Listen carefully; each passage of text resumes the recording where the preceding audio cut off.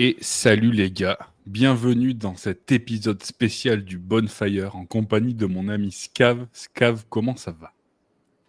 Bonjour Pierre, bienvenue dans Radio Jésus. Cette voix suave. Alors il vous a un peu spoil, bon de toute façon vous aurez le titre pour comprendre. Bah oui. Aujourd'hui, émission un peu spéciale. Alors Scav a eu une excellente initiative. Il m'a demandé que cet épisode soit gratuit, qu'on on va parler de foi, et que le but c'est un peu d'évangéliser et tout. Et j'ai trouvé ça super bien, donc vous aurez cet épisode gratuit sur Patreon et aussi sur YouTube. Voilà, grâce à... Vous pouvez remercier la générosité du Grand Khan, qui est parmi nous ce C'est soir. pas moi qu'il faut remercier, hein, tout le monde sait. Tout le Ouais, monde il est sait. là-haut. Non, mais en tout cas, merci à toi de me recevoir. Ça fait longtemps que je faisais plus ce genre d'exercice. J'évite d'en faire en général et là je le fais pour la cause et parce que c'est toi Pierrot bien sûr et puis et pour la cause bien sûr et pour parler de ce sujet qui me tient à cœur, donc c'est un plaisir et merci à toi de me recevoir dans cette institution qui est comment t'appelles ça, merde j'ai oublié le nom, le bonfire. Le Bonfire, c'est vrai. Bonfire, donc le feu Du d'os. Kentucky. Voilà. Le foot On d'os. n'aime pas trop les termes anglais ici, donc le feu d'os. C'est vrai. C'est parti. Bon, ça va être un sujet sérieux, mais il y aura 2-3 vannes de rigolade parce qu'on Ah ne ben, pourra pas s'en empêcher, je pense. On va le dire. mais ça va avec le sujet, il faut, c'est pas, enfin bref, Oui, on en voilà. parlera plus tard, mais Je suis d'accord. Donc, est-ce que tu peux, pour les 3 idiots qui ne te connaissent pas encore, te présenter qui tu es en dehors des réseaux, etc., etc., quoi. donc moi c'est Scav. Bon, après c'est pas mon vrai nom, je pense que vous l'avez deviné, sinon ma daronne elle avait un problème à l'état civil. Moi j'ai 38 ans cette année et enfin 39 ans je vais avoir et du coup j'ai 3 enfants, je suis marié, j'ai un emploi j'ai un emploi particulier, je m'occupe je suis un peu l'ange gardien du réseau ferré national. Et sinon voilà. Après, qu'est-ce qu'il y a, pour ceux qui me connaissent un petit peu, je suis quelqu'un qui apprécie particulièrement la liberté, surtout dans un premier temps, et dans tout ce qui est la vie sauvage, la vie dehors, qui est pour moi vecteur de liberté, mais on en parlera plus tard sur beaucoup de points. Et donc j'aime tout ce qui est la chasse, la vie en extérieur et ce genre de choses, quoi. Très bien, très bien. Donc toi, ton domaine, c'est l'outdoor, quoi. Comme on dit chez nous au Kentucky. Voilà. L'extérieur, mon champ, comme on dit dans le Saint-Laurent. Mais Bon, ouais, non, alors, mon domaine, c'est ça, ouais. Tu vois, je suis pas tellement fusil, je suis pas tellement. Même si, ouais, je sais m'en servir, mais voilà, mais je suis pas. Pour moi, c'est juste un outil, je m'en bats un peu les couilles de tout ça, mais ouais, je suis plus bivouac, je suis plus comment vivre dehors, et justement pas survivre, et surtout vivre, en fait, voilà. ouais, puis tu as eu quand même ce truc. Toi, t'as c'est un peu toi qui m'a décomplexifié de mon EDC. C'est-à-dire que toi, t'as pas ce côté très bling bling. T'avais fait le Clodocraft, là, pour ceux qui connaissent Voilà. pas. Et c'est Ton vrai que concept, je ouais, suis voilà, la c'était ça. Yakuza du Clodocraft. Donc toi, tu as fait tout simplifié, tout bien. Et toi, pour toi, c'était faire une sortie bushcraft. C'était pas prendre un sac de 253 kilos. Tu pouvais faire ça juste avec un tarp, un couteau de 1973 et une boussole. Et ça marchait excessivement bien. En fait, c'était la démarche, ouais, si on en parle un petit peu, le Clodocraft, en fait, Ouais. c'était vraiment. En fait, c'est Rambo 1, le déclic du Ouais. Clodocraft. Ouais. Dans Rambo 1, Johnny, il est là. Il s'appelle Johnny. Les gens l'appellent Rambo, mais il a un prénom, ce monsieur, quand même. Johnny, il est pas bien. Il a les Hendek aux trousses, comme on dit, comme disent les fans du PSG. Et il a les Hendek aux trousses. Et du coup, qu'est-ce qu'il fait? Il a pas de matos, lui. Il a pas de matos. Il se prévoit une petite sortie forêt, tu vois, qui va durer quelques jours. Il C'était fait pas quoi? prévu. Il est en train de. Il chope un bout de ferraille et puis en fait, il fait. Et en fait, je me suis rendu compte que la ressource qu'on avait le plus en forêt, c'était les déchets humains, tu vois. Donc, tu peux trouver tout ce que tu veux dans la nature, en fait. Grâce aux gros dégueulasses, quoi. Ce qui nous a valu une magnifique vidéo. Alors, allez, je vous mettrai l'Instagram de Scav, mais une magnifique vidéo où tu allumes un feu avec un briquet et un déodorant. Il restera Ah, mythique à tout jamais. Ouais, mais en fait, là, c'était un autre truc. C'était parce qu'en fait, j'avais faim et le bois était mouillé, ça me cassait les couilles. Donc, c'est sûr que c'est pas très Instagrammable Ah, avec. ben, il n'y avait pas Avec le Fire Steel. Il n'y avait pas de Fire ouais, Steel. il n'y avait pas le monologue de 35 minutes en train de me voir marcher. Tu sais, avec les plans caméra, je pose la caméra, je repars en courant, puis je reviens, je fais genre, je suis détendu. Toi, Avec grand débunker des bushcrafters aussi. Tu m'as aidé à débunker pas mal de trucs. Je me rappelle des fois, on s'appelait là. Bon, vas-y, mets cette vidéo. C'était quand même ah relativement. ouais, en fait, relativement- c'est en partie pour ça au début que j'avais commencé à faire ça. C'est qu'en fait, le contenu des autres, ça m'énervait parce que c'était pas. En fait, c'était les gens. Enfin, après, c'est bien aussi. Ça fait une belle image, ça fait de belles choses, ce qui est très beau, ce qui va avec le milieu. Mais le problème, c'est qu'en fait, je trouvais que le fossé entre ce qui était montré et la réalité, il était vraiment énorme. Mais en fait, ça allait dégoûter les gens. Donc, je préférais montrer un truc qui était quand même réel, qui était moins sexy. Et encore, je pense que j'arrivais à le rendre un peu de façon rigolote et tout, donc ça passait bien. Mais en fait, quand vous allez dehors, vous allez en chier, hein. Faut pas croire que vous allez dormir bien, vous allez vous réveiller, vous n'allez pas avoir de cernes, c'est pas vrai. Vous allez avoir la tête du feu de camp, la fameuse, avec les glaucomes là à la place des yeux.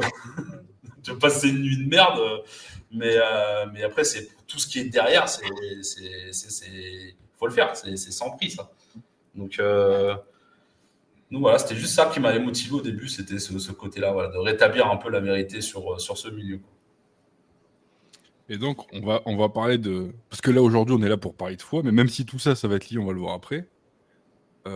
Toi, la foi, bon, on en a parlé plein de fois, nous, entre nous. Est-ce que tu veux nous partager un peu, toi, comment ça t'est venu? Pourquoi, comment ça t'est arrivé? Qu'est-ce qui a été l'élément déclencheur du truc, quoi? Ah, bien sûr, je vais en parler parce que le but, c'est vraiment une interview, on va dire, honnête, et parce que ça fait partie des piliers de la foi. Comment ça m'est arrivé? C'est que tout simplement, moi, j'étais pas différent des autres. J'ai eu aucune éducation catholique, même chrétienne. Je suis parti, moi, vraiment de zéro. Le seul contact que j'avais eu avec l'église et la religion, c'était quand j'étais au collège. Ma mère, elle voulait pas que je sois avec des supporters du PSG à l'école. Du coup, elle m'avait envoyé chez des frères au collège privé, tu vois. Et je suis confronté à un monde que je connaissais pas. Et en fait, c'est très très mal passé, sachant que ce détail va être important, mais j'ai toujours été un grand rebelle en fait. C'est pas pour me la péter ou quoi, mais j'ai toujours un Mhm. problème avec l'autorité et ce genre de choses. Et je voyais tous ces mecs qui étaient nés dans la religion, qui connaissaient tous les codes, genre les pros de la messe. J'en parlerai plus tard des pros de la messe parce que eux, Mhm. c'est mon complexe du moment, tu vois, les pros de la messe. Mais Ouais. Je vois très bien ce que tu veux dire. jaloux, tu vois. Mais tous ces mecs-là, en fait, ça semblait tellement naturel. Et en fait, on m'a balancé une vérité en pleine face, genre, ouais, c'est comme ça, c'est tout. T'es un couffard, qu'est-ce qui t'arrive, toi? Moi, ça m'a énervé, donc je suis rentré en rébellion directe contre ça. J'ai refusé ma première communion. J'étais baptisé à la naissance, hein, je précise, Mhm. hein, mais par tradition, comme plein de monde, en fait. Euh, et je me suis pris cette patate, en fait, mais pas de Dieu, la patate du clergé, en fait. Donc, il y avait, je t'en ai parlé, Pierrot, de ce frère, frère Patrick, qui me mettait des torgnoles, et parce que j'avais la tête dure. Et en fait, je suis rentré en conflit tout simplement contre ça. Donc, je l'ai rejeté très tôt. Et en fait, comment ça m'est venu? Mais ça m'est toujours resté en tête, par contre. Je sais que malgré ça, paradoxalement parlant, j'arrivais plutôt au collège parce que j'habitais loin, je prenais le bus et tout, et j'allais à la chapelle quand même. Tu vois, il y avait un truc, tu sais, mais je sais pas d'où ça sort en fait. Je peux pas t'expliquer pourquoi, parce que chez moi, personne n'allait à l'église ou quoi. Et j'allais à la chapelle le matin avant d'aller en cours, mais juste je me posais, tu vois, genre, tu sais, ça me permettait d'être au calme et tout ça. Mhm. Mais ça m'est toujours resté en tête, tu vois. On va dire, ça a mis les premières graines, même si c'était pas bien présenté au début. Et Ouais, en parce que fait, t'as mis un cadre. C'était un cadre que bah là, t'as c'est pas un assimilé cadre, ça. c'est vraiment un germe, tu Ouais, vois. Tu vois ce que je veux dire? C'est en fait, ouais. on a mis, il y a une graine qui est tombée en fait et qui a commencé à germer, tu vois.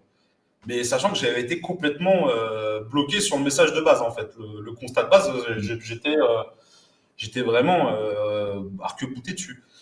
Et donc du coup, je vis ma vie et en fait, à vers 20 ans, je m'engage dans l'armée.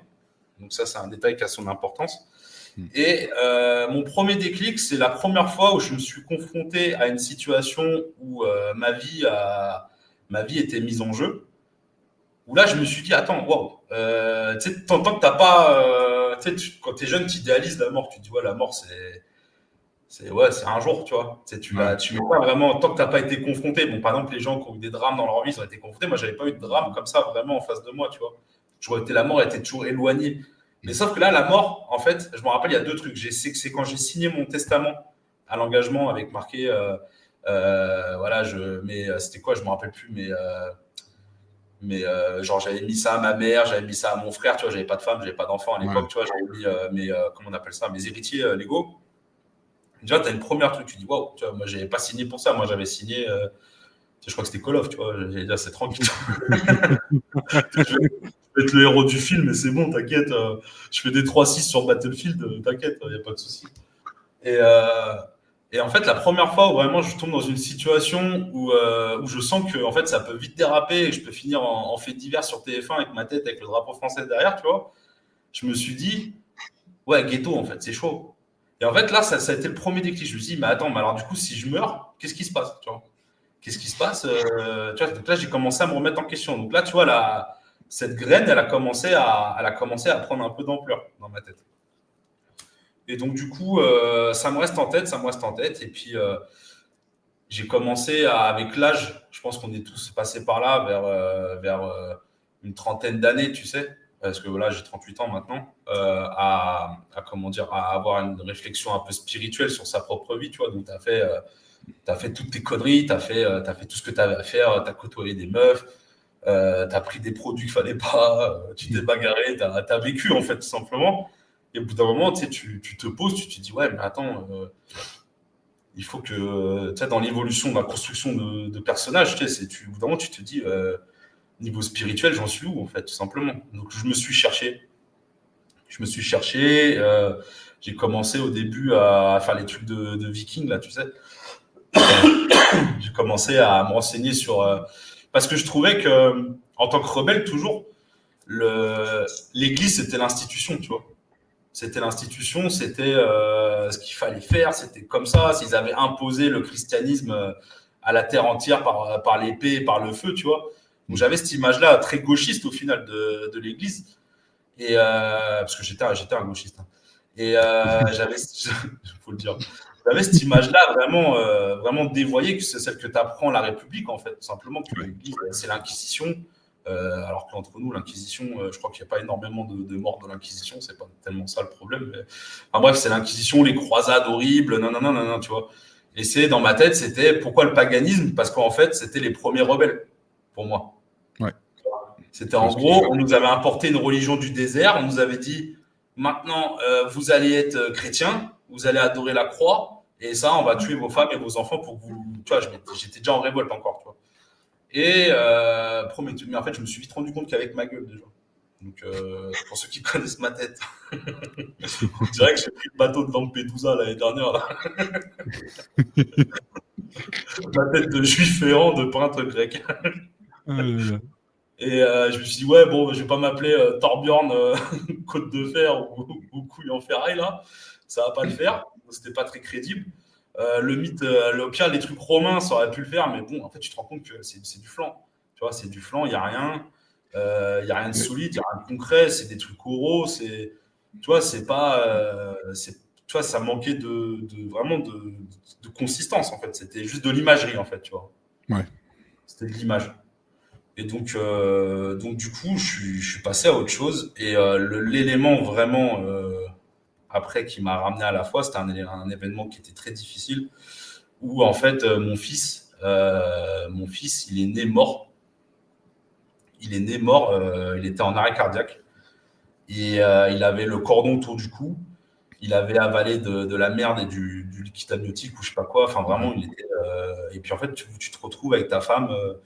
Les jambes en l'air, le gamin qui sort, tu vois, t'as la sage-femme qui devient toute blanche. C'était vraiment horrible. Moi, je dis, ça va être l'honnêteté, hein, je vais tout vous dire. Hein. Et en fait, je vois cette dame qui prend mon gamin, qui part en courant, en fait. Donc, toi, t'es abasourdi parce que tu étais dans l'accouchement et t'as l'ascenseur émotionnel où tu étais censé avoir la vie. Et en fait, tu te trouves face à la mort, en fait, tout simplement. Et je sais pas pourquoi, je me suis mis à genoux et j'ai commencé à prier. Je connaissais les prières parce que ma grand-mère maternelle me les avait apprises quand j'étais petit, parce qu'elle était très croyante, elle, mais elle m'a pas transmis parce qu'elle est morte assez jeune. Et j'ai commencé à faire des Notre Père et je vous salue Marie, autant que j'ai pu. Et mon gamin, en fait, il est resté 15 minutes sans qu'il y ait de sang dans son cerveau, en fait, 15 minutes. Et du coup, les chances de survie étaient très faibles. Et surtout, s'il survivait, il y avait des séquelles, quoi. Et du coup, j'ai prié. Et en fait, le gamin, il s'est remis, quoi. Il a commencé à respirer au bout de 15 minutes. C'était vraiment l'enfer. T'entendais le rythme, tu sais, des 1, 2, 3, tu vois, du massage cardiaque. J'ai encore l'image en tête. Et en fait, mon gamin, donc, ils l'ont intubé et tout. Tu vois ce petit être qui vient de naître, qui est déjà complètement intubé. Tu vois, je peux même pas regarder des photos de quand il était petit parce que ça me détruit, tu vois. Et en fait, ce branleur, en plus, quand ils l'ont. Ma femme, elle a accouché à Redon dans le 56. Et en fait, ils l'ont transféré à Rennes. Il y a au moins quasiment 1h10 de route entre les deux. Le gamin, il s'est retiré la sonde dans l'ambulance. Il ne pouvait pas lui remettre, en fait. Donc, s'il faisait un autre truc, tu vois, il était foutu, tu vois. Mais vraiment, il m'a tout fait, cet enfant. Il m'a rendu fou d'entrée de jeu. Et en fait, je vous dis, j'ai tellement prié tout ce que vous voulez. Mon gamin, il n'a rien eu. Il n'a aucune séquelle. Il n'a rien du tout. Alors c'était pas, pour moi, il est miraculé tout simplement. Donc ça a été pour moi une autre preuve qui m'a amené à croire tout simplement. Plus après, un truc qu'on parlera un peu plus tard dans le. Donc là, je vous ai fait un bon monologue. Salut à tous, merci, bonne soirée. C'était les podcasts de Scav. Au revoir. Non, mais c'est vachement intéressant. Mais souvent, j'ai l'impression que moi, ça a été pareil. Ça a été une confrontation à une mort imminente. C'est un réflexe que tu as, je sais pas. C'est peut-être notre éducation catholique au final. Tu sais, les 2000 ans, tu sais, ils peuvent pas. Tu sais, le réflexe de bon, allez, j'essaye. De toute façon, foutu pour foutu, tu sais, il te reste que ça, tu vois. Et si ça marche, ben là, tu te sens comme un con, tu vois. Et parce que tu te dis, ah merde. Et en plus, tu sais, tu te sens un peu. Déjà, tu te sens redevable. Et tu te dis, putain, j'ai un tel enculé parce que si c'est vraiment le cas et que ça marche, tu sais, moi, ça avait fait ça, tu sais, au début. Ça a fait le coup du. Ah, mais je l'ai fait que par besoin, tu vois. Et donc, du coup, tu dois te rattraper après, tu vois. Mais c'est vrai que tu dis, ouais, Dieu, si je prie, il y a 2 oiseaux qui sortent en même temps, c'est bon, t'inquiète, je vais à la messe, tu vois. Tu sais, en vrai, je pense que Dieu, il est fatigué, hein, parce qu'il doit y avoir des connards comme nous qui font des expériences, tu vois. Vas-y, si tu fais que la voiture devant, elle fait un tête à queue, t'es sûr, le lendemain, je vais à l'église, je te jure que c'est vrai.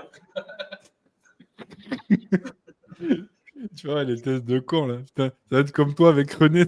Il doit avoir le bureau, là. Tu sais, le bureau des prières, là. Ça doit être infernal. René, le pauvre, René, pour ceux qui ne connaissent pas, c'est en fait, moi, je fais partie de ce qu'on appelle, il y a une sorte de cercle qui s'est fait avec des gens qui font l'exercice religieux qui s'appelle Exodus, donc que Pierrot a fait aussi. Et du coup, il y a une sorte de confrérie, entre guillemets, qui s'est fait avec tous les copains. Et en fait, souvent, René, c'est quelqu'un que j'apprécie énormément et qui est surtout un puits de savoir et à qui je pose des questions vraiment de merde. Je fatigue beaucoup. Mais heureusement qu'il est là et heureusement que tous les copains, j'en fais un bisou d'ailleurs. Heureusement qu'ils sont là parce que ça permet aussi on en parlera un peu plus tard, je pense, mais de démocratiser un peu sa foi et de ne pas se sentir tout seul, quoi. Ouais, je suis d'accord. On leur envoie. Moi, j'en connais la moitié, donc je renvoie le bisou aussi. Voilà. Autre chose qui est un petit peu, on va dire, on va rentrer dans l'air de la guerre. Nous, on parle de foi assez ouvertement, comme tu l'as dit. Ça permet de se sentir moins seul. On a eu des expériences qui ont fait que on ne peut pas revenir en arrière. Le problème qu'il y a, c'est que la foi, dès que tu en parles, tu as vu, tu as ce truc du où tu es un curton, où tu es le mec trop gentil, ou si. Et tu sais, j'ai l'impression que tu peux pas être un peu viril et badass si tu as la foi, tu vois. Et je voulais savoir, tu sais, ton avis, parce qu'au final, quand tu réfléchis, même s'il y a tous les clichés et tout, en fait, si tu prends un mec comme Jésus, il avait la foi. Enfin, il n'y a aucunement, tu peux pas douter qu'il était badass de ouf. Et tu sais, quand tu réfléchis, et avec tes expériences de vie, tu te dis ce qu'il fait, c'est encore plus badass que ce que tu crois toi être badass, tu vois. Est-ce que être badass, c'est arriver dans une pièce et défourailler tout le monde, tu sais, au M4, si tu veux. Ou alors c'est, tu sais, quand on t'accable, tu dis non, non, mais vas-y, c'est bon. Et tu sais, on te prend, et puis on va te crucifier, puis tu y vas. Tu vois, tu sais, sans te rendre. Tu sais, en plus, il y a des mecs qui empêchent, ils disent non, non, non, non, c'est bon.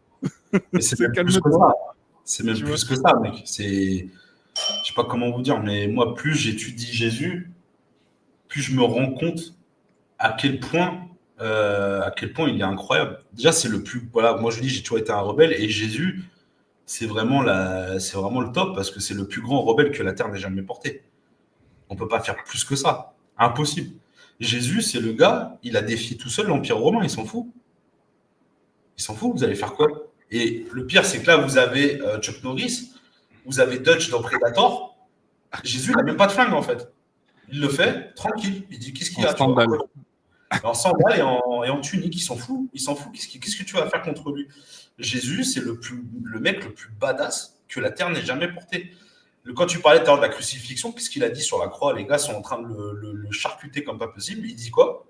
Au lieu de dire, tu sais, faire une punchline genre, ouais, on se reverra en enfer, fils de pute, tu vois, un truc comme ça, tu vois, un truc qu'on aura tendance à dire, tu vois. Genre, même pas mal, tu vois. Là, il dit quoi? Pardonnez-leur, mon père, ils ne savent pas ce qu'ils font. Oui. Tu vois, le premier truc qu'ils pensent, c'est, vas-y, c'est pas de leur faute s'ils font ça, tu vois. Qu'est-ce que tu peux faire plus que ça, mec? Tu peux rien faire d'autre. Tu peux rien faire d'autre, tu vois. Donc là, il y a cette image de pardon déjà qui est en fait, le gars, il est au-dessus, il est dans un niveau, qui est complètement au-dessus de nous. Genre, nous, on n'arrive pas à arriver à ce niveau-là de badassitude, entre guillemets. Et après, tu as aussi le côté où il s'énerve vraiment, genre les marchands du temple. Ah ouais. Ça l'a piqué, tu vois. Donc là, il est passé un peu plus du personnage, tu vois. Donc pour ceux qui ne savent pas, mais en gros, Jésus, il arrive dans un temple et en fait, il voit qu'il y a des mecs là, des vendeurs de blousons en cuir là, du sentier, qui sont en train de transformer un peu la maison de Dieu en centre commercial, tu vois. Donc lui, ça l'énerve. Ça l'énerve, qu'est-ce qu'il fait? Il en met une branlée. Donc, clairement, tu vois, il arrive, il prend dans la Bible, il y a marqué, il prend des cordes, il fait des fouets, il les fouette. Tu vois, il renverse les tables, il casse tout. Il leur apprend que, en fait, non, tu déconnes pas avec ça. Donc, aussi bien Jésus, il y a le pardon, il y a des choses qui sont des valeurs viriles, mais les vraies de vraies, c'est-à-dire enfin, pour moi, en fait, tu peux pas dire que c'est vraiment une méconnaissance de la religion chrétienne de dire que un mec qui est catholique n'est pas viril, en fait, au contraire. Au contraire, c'est ce qu'on t'apprend à faire, c'est la tempérance. C'est parce que frapper plus faible que soi, c'est pas viril, en fait. D'être le plus méchant de la cour de récré, c'est pas viril. Tu vois ce que je veux dire? Mais parce que là, on arrive à une époque aussi où c'est du. Si, enfin, c'est la fausse virilité. Tu sais, c'est les mecs qui sont ultra baraques, bien barbus, mais tu sais, la barbe, en fait, ils se font des contours, ils s'épilent les sourcils, tu vois. Tu sais, ils se mettent de l'auto-bronzant pour être bronzés, tu vois. Ouais, voilà, ils se mettent les cheveux, tu vois. C'est ce côté viril, mais faux viril, tu vois. Et bien, j'ai l'impression qu'avec ça, c'est pareil. C'est que pour compenser, on va dire, pour compenser ce niveau d'humilité, tu la compenses avec de l'agressivité. Tu sais, parce qu'être humble, c'est très dur. Vraiment, il y a un mec que tu as envie d'enculer en face de toi. Mais tu as vraiment envie de l'enculer. Il y a tout qui te dit, mec, si tu le sèches, tu vois, et ne pas le faire, c'est le truc le plus dur du monde. Bien sûr. La tempérance, c'est un niveau. Il faut savoir être menaçant, parce que en fait, c'est marqué nulle part que tu dois te laisser te faire bolos par tout le monde. Hein, c'est marqué dissuasif, ouais. Voilà, en fait, t'es une arme de dissuasion massive, en fait. Tu vois? C'est ça. Et calme. Par contre, parce que de rester calme, en plus, tu vois, les gens en face, quand tu restes calme, et même au vu des gens, si toi, tu es calme et que tu sais ce que tu fais, ben, tu vois ce que je veux dire, normalement, il peut rien trop t'arriver, tu vois. Parce que tu es... je sais pas comment le dire, mais tu vois, tu as cette espèce de protection. Je sais plus, j'avais entendu ça et j'ai trouvé ça triste. Je crois que c'était le frère Paul Adrien sur YouTube qui disait ça justement, c'est qu'un homme, en fait, il doit être dangereux. Un homme, il doit être dangereux. C'est-à-dire que, en fait, c'est ton but, en fait, en tant qu'homme, c'est pas te dire, vas-y, en fait, je suis à moitié lapin albinos et tout ça. Ton rôle, en fait, c'est de protéger les gens qui sont autour de toi. C'est ça, d'être un homme, en fait. C'est de pourvoir aux gens. et de les aider, que ce soit physiquement ou de par ta force ou quoi que ce soit. Donc en fait, on t'a donné une force et c'est à toi de t'en servir justement. Mais tu dois être dangereux dans le sens où il faut que tu fasses comprendre à ceux qui sont autour de toi que si tu joues avec toi, ils vont perdre. Et que tu es prêt à aller très loin pour protéger les choses. Donc tu peux être pour la violence, je pense. C'est pas une solution en soi, mais je pense que c'est une étape obligatoire souvent.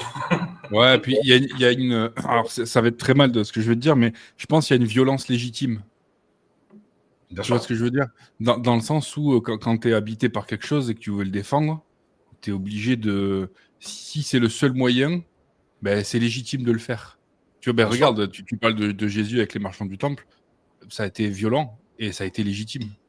Bah, tu vois, si même le Christ il s'est permis de rouster des mecs parce qu'il faisait vraiment un truc qui était inacceptable, si même lui se permet de faire ça, je pense que pourtant on est que des hommes et on est des pécheurs par nature. Mm. Je pense qu'en fait tu dois le faire et c'est marqué dans les Écritures que tu dois combattre le mal de toute façon. Ah oui, Tu ne peux pas laisser faire certaines choses. Donc oui, c'est ça. après, on part sur la légitime défense et sur plein de choses, donc ça serait un autre sujet. Mais en tout cas, pour le sujet de l'étiquette qu'on te colle quand tu es catholique, j'en passe des vertes et des pas mûres, hein, ont souvent ramené au problème avec les prêtres et les enfants, souvent. C'est le premier truc qu'on te sort. Mm. N'hésitez pas à rappeler aux gens que le top 1, ça reste l'éducation nationale quand même. Mais même si c'est inacceptable ce qui s'est passé dans l'église, attention, hein, ça Ah ne doit oui, pas être. oui, oui. Mais voilà, on peut remettre l'église au centre du village. Et c'est bien amené Oui, comme mais expression. tu vois, là, on va faire un petit aparté qui est pas dans ce qu'on voulait forcément dire de l'émission, mais j'entends beaucoup ça en ce moment, tu sais, les gens qui remettent en cause l'Église, alors que ce soit à cause tu sais, de l'ancien pape, tu sais, du nouveau pape, de tout ça. Il faut pas oublier que le clergé, ça reste des hommes, et ils sont soumis, même si c'est des hommes de Dieu, ils sont soumis ben, à la loi des hommes, c'est-à-dire au péché, quoi. Enfin, tu vois, personne ne peut ne pas pécher. Enfin, tu vois, à part Jésus, justement. Il n'a jamais Faut- péché, me jette la première pierre, monsieur. Oui, voilà, c'est ça. Mais tu vois ce que je veux dire? C'est ça le truc. Alors, je dis pas que ça les excuse en quoi que ce soit, Ah parce non, qu'il y non. a ça aussi. Tu sais, il y a toujours ce côté, quand tu affrontes un peu le truc et que tu pousses les débats, ah ouais, mais c'est trop facile, tu fais une connerie, tu vas à l'église, tu te confesses et c'est bon, tu vois. Non, les gens, il faut qu'ils comprennent qu'en fait, il y a deux jugements, deux types de jugements. C'est que si tu fais une connerie, tu as le jugement au tribunal, mais le vrai jugement, c'est quand tu meurs et que tu arrives là-haut, en fait. Tu Oui, vois. t'auras beau. Et là, c'est pas la même. Là, t'as pas maître Schwab là, en costard cravate là, qui va venir te défendre à 3000 € de l'heure, si tu veux. Là, il y a En jouant personne. sur les règles. Là, tu sais, il y a un mec qui va arriver, il va dire bon, qu'est-ce que t'as fait dans ta vie? Et là, tu vas dire C'est oh, quand tu sais, Purgatoire qui arrive avec la Bible du code pénal. Tu dis bon, écoute, Saint-Pierre, alors attends, bouge pas. Tu vas aligner à deux. Là, il y a une virgule. Je pense qu'il y a moyen que tu me laisses tranquille. Tu vois, non, il va regarder au fond de toi. Il va te scanner. Il va dire non, toi, t'es un fils de pute. Tu retournes dans les limbes de l'enfer. C'est tout, tu vois. ouais. Donc, tu as raison, dans le sens où l'homme est un pécheur. L'institution, même si l'Église elle a été faite par Jésus-Christ avec Simon-Pierre, et ça on en parlera après un peu plus tard, je pense, parce que je sais qu'on n'a pas la même vision. Toi, t'aimes bien être tout seul dans ton coin dans la foi, mais moi aussi Ouais, j'étais je comme sais. ça et j'en suis revenu parce qu'en fait, justement, enfin, en fait, on en parlera, ça c'est plus de la Ouais. théologie. Ouais. Mais en tout cas, tout ça pour dire que le pape, c'est pas Dieu. Le pape, c'est quelqu'un qui est élu par des cardinaux. C'est un président, en fait. C'est comme le président de la France. En fait, on va le choisir et son but à lui, c'est de protéger l'institution. Mais c'est pas, je veux dire, c'est pas, tu peux être chrétien et pas être en accord avec le pape. Tu vois, c'est pas Dieu, c'est un homme. C'est un homme, donc c'est un pape quand même. Je veux dire, c'est pas rien. Il a un statut. Mais tu vois, bah, genre François Ier, il y a plein de gens, dont moi, qui n'étaient pas d'accord avec plein de choses qu'il a dit, quoi, et qu'il a Oui, fait. c'est comme les mecs qui se sentent français et qui sont pas d'accord avec le président. Vous vous sentez quand même français. Pourtant, vous n'êtes pas d'accord avec le président. Ouais, voilà, là, c'est pareil. C'est Voilà. tout. Bon, après, c'est quand même le pape. Mais Oui, oui, oui. Mais tu vois ce que je veux dire, ce truc-là, il faut y faire gaffe parce que ça mène à beaucoup d'excès. Il y a beaucoup de gens, justement, qui vont délaisser un petit peu toute cette autorité-là et pour aller dans des trucs un peu bizarres. Alors, je vais pas, tu vois. Et je suis d'accord avec toi. Alors, on peut en parler même maintenant, hein, si tu veux. Pour ce côté où il faut pas forcément faire ce que je fais moi, ou ce que j'ai fait moi, du moins, pendant un moment, c'est de rester tout seul et de le vivre pour moi, parce que tu peux amener à faire n'importe quoi. Si tu dis, allez, tiens, je vais prendre la Bible et je vais l'interpréter, ben, tu peux faire ça n'importe comment. Ça va amener à des dérives. Alors, je veux pas cracher sur nos amis protestants, tu vois, mais bon, quand tu as un truc où il y a 10 églises différentes avec 10 trucs différents, tu sais plus trop où donner de la tête. Je pense qu'une autorité régule. Enfin, c'est moi qui parle de réguler, hein, tu vois ce que je veux dire. Régule un peu ça. Je trouve que c'est peut-être pas si mal que ça, tu vois. Bah, en fait, c'est tout le truc, c'est qu'en fait, on n'a pas tous un bac plus 10 en théologie. Pour parler justement, pour reparler de mon copain René, qui lui déjà a fait un bout de chemin en théologie. Et tu te rends compte du travail et du travail en philosophie et en théologie. En fait, chez les catholiques ou chez les protestants, je connais pas du tout et je leur tire pas. Voilà, je leur souhaite le meilleur. Comme je disais l'autre fois, on n'a pas le même maillot, mais enfin, c'est quoi, on n'a pas le même maillot, mais on a la même passion. Ouais, c'est ça. Mais en tout cas, chez les catholiques, du moins, en fait, avec le catéchisme, justement, on va te transmettre le fruit de la réflexion et du travail de milliers et de milliers de savoirs de personnes qui ont travaillé sur les textes. Parce qu'en fait, faut pas péter plus haut que son cul. Voilà, je pense que Pierrot ou moi, on ouvre la Bible, on va comprendre la moitié des trucs, quoi. Tu vois, et puis surtout, ça se trouve, on va le comprendre mal. C'est pour ça, d'où l'intérêt de. Moi aussi, j'étais comme toi avant, Pierrot, et ça venait aussi avec ma pratique du bushcraft. On en parlera plus tard. Mais je faisais mon propre truc dans ma tête, en fait. Je prenais plein de connaissances, mais au final, tu avais plein de pièces du puzzle. Mais en fait, le catéchisme va t'amener le plan total, tu vois. Il va dire, ouais, mais regarde, c'est là, tu l'as, elle est là, tu l'as très bien compris. Mais c'est là, elle va là, en fait. Et c'est là, elle va là. Et en fait, c'est comme des briques. Tu as plein de briques, tu as un montage. Et en fait, si tu n'as pas le plan au départ, ben, en fait, tu sais pas trop où aller. Et en fait, au final, au lieu d'avoir une maison, tu vas avoir un gros chibre énorme au milieu de ton jardin, tu vois. Mais voilà, en gros, c'est pour ça que c'est important. Je vous dis ça parce que s'il y a des gens qui nous écoutent et qui se posent des questions sur comment aller vers la foi, renseignez-vous par vous-même, apprenez des choses. Il y a des chaînes qui sont très très bien là-dessus. Genre, moi, je pense au frère Paul Adrien, même si voilà, il y a beaucoup de gens qui disent ouais, bon, il a dit des trucs. Bon, le message général est bien, mais n'hésitez pas à aller voir. Vous allez à la maison paroissiale et vous dites je voudrais voir un prêtre, je voudrais voir un frère, un diacre, tout ce que vous voulez, qui lui va vous orienter, vous proposer le catéchisme. D'ailleurs, si vous n'avez pas vraiment le temps, il y a le catéchisme du Père Labéry qui est sur. Ce que j'allais dire. Si on peut le mettre ce serait cool comme ça. C'est le copain Sayat en plus qui rassemble tout. Et comme ça, vous avez plein de leçons. Déjà, ça vous donne un premier truc. Et après, il faut surtout aller à l'église et aller voir les gens qui sont là-bas, qui sont formés à vous recevoir. Et après, je vous dis, comme on disait tout à l'heure, c'est des hommes. Si une paroisse ne vous plaît pas, parce que le gars, il est machin, vous allez vous changer, vous allez dans une autre. Hein. Il y a des tradis, il y a de tout. Il y a tout ce que vous voulez là-dedans. Donc voilà. Ouais, non, après, ouais, le catéchisme de l'abbé Labéry, ouais, on le mettra, je pense. Je pense que je peux. Il était sur YouTube aussi à un moment, non? Ouais, je crois qu'il est en vidéo, mais sur Telegram, vous l'avez en podcast audio, donc quand on est dans la bagnole ou quoi. Ouais. Puis c'est copain Sayat, le ringard. Ben vas-y, on mettra ça. On mettra ça, il n'y a pas de souci. Mais oui, donc voilà, pour la petite aparté, je pense que c'est quand même relativement important de dire ça, parce qu'on est beaucoup attaqué sur ça, justement. Et je trouve que des fois, c'est injuste. C'est injuste, même si ça peut être justifié il y a eu des atrocités, comme tu l'as dit. Mais ça reste injuste de quantifier de cantonner tout le monde à ça, quoi, si tu veux. Moi, ce que je dis aux gens qui attaquent l'Église, c'est donne-moi une seule institution humaine où il n'y a rien qui s'est passé. Ouais, je suis d'accord. La République. Ouh. Oula t'as 2 heures. L'Église, ils sont pas moins pires au final, t'es sûr de quoi? Enfin bref. Autre chose là, parce que bon, on est un petit peu dans le truc. Est-ce que toi, parce que t'en as parlé tout à l'heure, la vie de dehors, c'est ça qui t'a amené, ou t'étais dehors avant déjà? Comment ça s'est passé pour le mélange des deux un peu? Et ben justement, en fait, donc moi je vous ai donné tout à l'heure vraiment les points culminants, vraiment les points marquants ou vraiment qui m'ont amené tout ça. Mais en fait, surtout, il y a l'observation. Quand vous êtes dehors, en fait, vous êtes dans le jardin de Dieu, en fait. L'observation de ce qui se passe dehors, en fait. Donc, en fait, quand c'est le bushcraft, c'est très contemplatif au final. Donc, tu fais ton bricolage, ton machin et tout, tu fais ton feu. Mais au bout d'un moment, tu n'as plus rien à faire, donc tu te poses, tu vois. Et tu regardes, moi, c'est ce que je fais. Voilà, j'ai ma binouse, j'ai ma clope, comme un vieux clodo, là. Et je regarde un peu comment ça s'imbrique et toutes ces choses.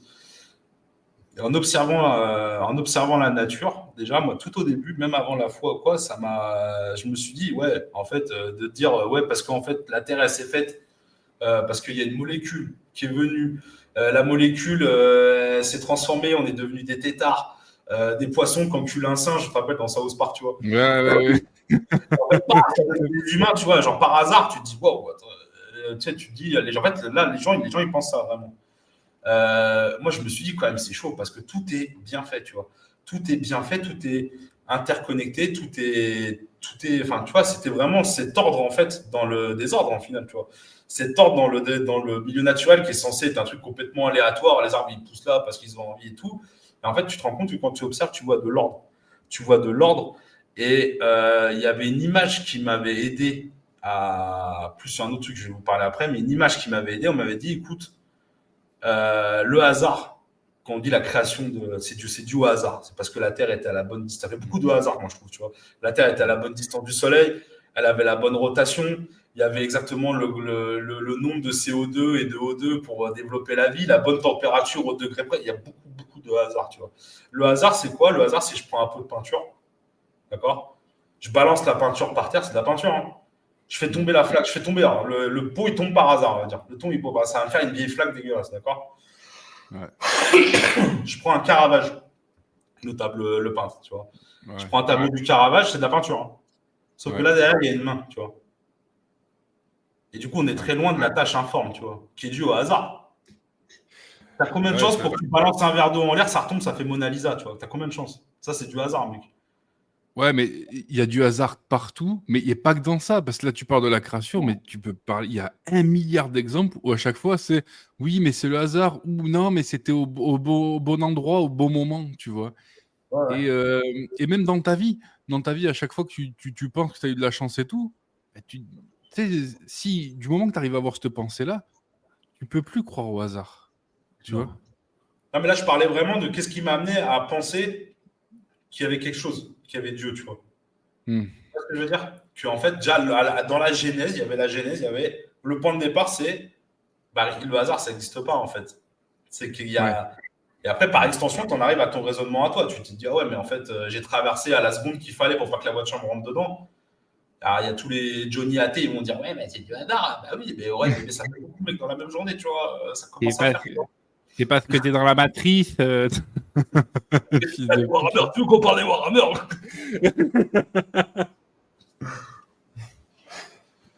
Enfin, bref.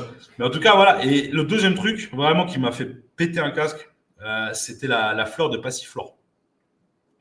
Dans mon jardin que j'avais dans ma maison que j'avais avant, j'avais des passiflores. Donc, vous irez voir à quoi ça ressemble. Et cette fleur, j'ai commencé à observer la fleur et tu sens. Enfin, tu peux pas te dire que en fait ça a été fait. Je sais pas si tu vois à quoi ça ressemble la fleur de passiflore. Et en fait, j'ai bloqué sur cette fleur, je l'ai regardée en long, en large, en travers. Et je te jure que c'est vrai, hein. Et vraiment, je te jure que cette fleur-là, elle m'a donné la foi. Et en plus, j'ai cherché ce que c'était comme fleur, parce que je connaissais pas, tu vois. Elle s'appelle la passiflore. Et la passiflore, vous regarderez l'étymologie. J'aime bien donner des recherches à faire aux gens, comme ça c'est pas TikTok ici, les enculés, là. Et je vais chercher la passiflore, à quoi ça ressemble, et l'étymologie du nom, voilà. Allez, c'était tout pour moi, salut. Merci, au revoir. Non, mais ça aussi, c'est important. Je suis content que tu dises ça, parce qu'avec Gerber, c'est un peu notre combat, tu sais, de ne pas donner des réponses prémâchées avec des formules magiques, là. C'est bien que les gens, tu sais, nous, de l'école Wall West, tout dépend de qui tu es, de ce que tu fais et d'où tu viens, tu sais. Donc, c'est bien de donner des pistes aux gens qui cherchent par eux-mêmes, là, et qui se sortent les doigts. C'est toujours appréciable. Ouais. Mais parce que, bon, voilà, toi, t'es le best, toi. T'es un peu notre Wall West à nous, au final. Ouais, le Volvo. En fait, tu commandes Volvo sur Comu et c'est moi qui arrive. C'est toi quand même, salut. Quel enfer. Mais, et du coup, est-ce que tu as des modèles, toi, maintenant? Est-ce que tu as des modèles de foi et de virilité qui te viennent à l'esprit? Moi, j'ai toujours eu, j'ai une question que j'ai souvent parce que dans la foi catholique, vous avez tout ce qui s'appelle les saints patrons, Mm. les saints en général.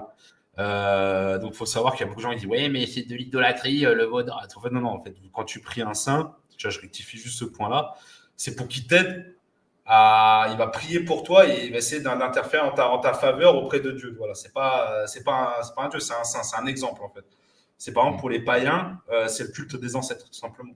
C'est des gens qui ont fait des choses marquantes dans leur vie et on essaie de s'inspirer d'eux parce que ces gens-là, ils ont tout fait pour être, enfin, ils ont subi malheureusement euh, ces choses-là. Donc en fait, quand vous allez et j'étais dans cette recherche de saints patrons, de saints qui m'inspirent dans ma vie de tous les jours pour essayer de me rendre meilleur parce que la foi, la foi, c'est quelque chose qui vous demande d'être mieux dans votre vie, d'être meilleur envers les autres.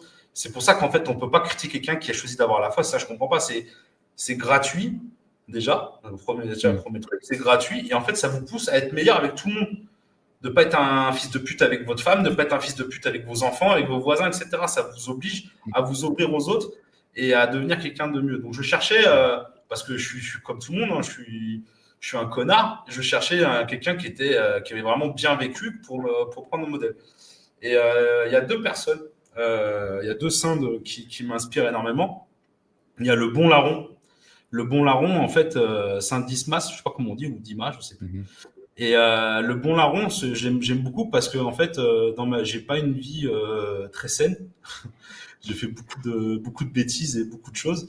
Et en fait, Saint Dimas, si vous voulez, c'est quand il y a eu la crucifixion du Christ, il y avait deux criminels qui étaient crucifiés avec lui, dont le mauvais larron et le bon larron. Le mauvais larron, c'était un violeur, c'était quelqu'un d'horrible, etc.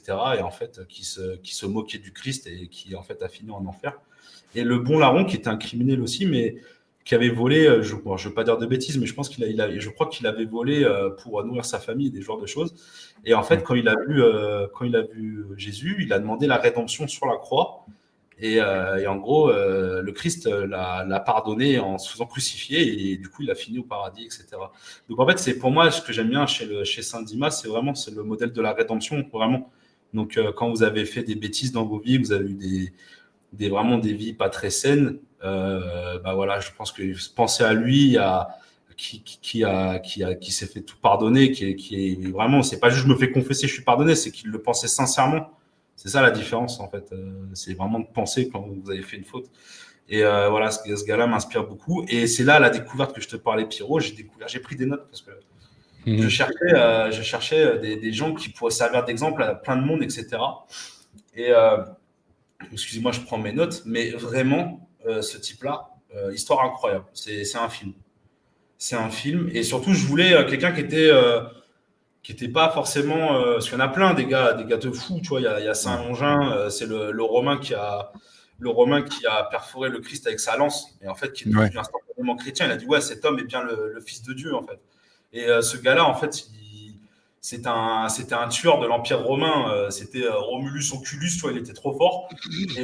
Et en fait, devant Jésus, il est tombé et il a dit, ouais, ok, d'accord. Il a converti plein de gens et il s'est même fait martyriser. Ils lui ont coupé la tête, la langue, ils lui ont fait plein de saloperies. Mais pourtant, il a quand même fait des choses de fou. Il y a.